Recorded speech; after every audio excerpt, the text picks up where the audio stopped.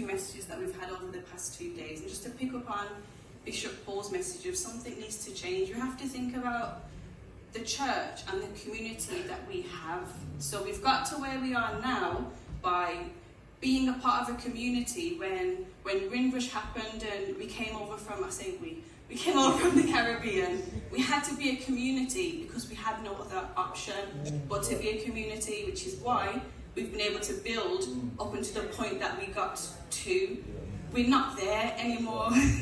It's a new world that we're in now. The young people in my generation, people coming up from underneath me, we don't come to church because we have to, because there is nowhere else to go. We now come to church because we want to. But as we're in the church and as the young people come into the church, I'm going to speak frank because people know I speak quite frankly, is they need to be taught something. We don't come into church to stand there, sit there and have a motivational message or a TED talk on, oh, God's going to bless me, God's going to this. No, this is the real world. Our young people are exposed and they are very intelligent.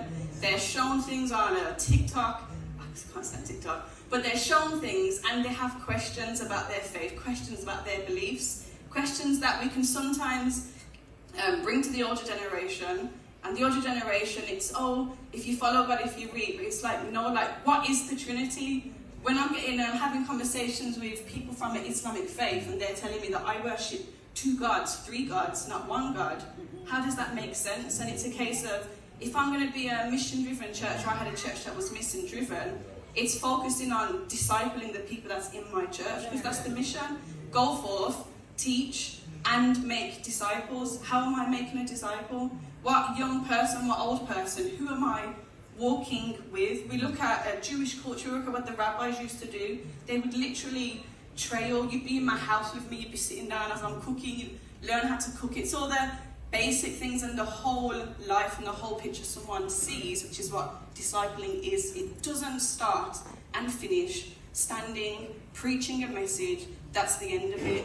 So to finish and to summarize, it is, we need intelligent Christians, and that's what our young people are interested in. It's being able to give a reason and something that makes sense. Give me a reason as to why it is that when people sing we have music playing. Why is it that when people are preaching this happens?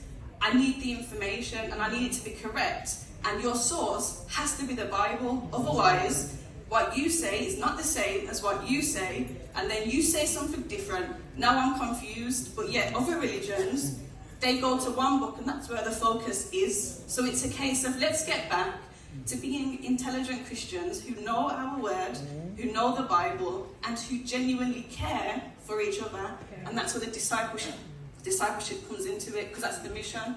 Go forth, teach and make disciples. That's my few words, Bridget. Thank you.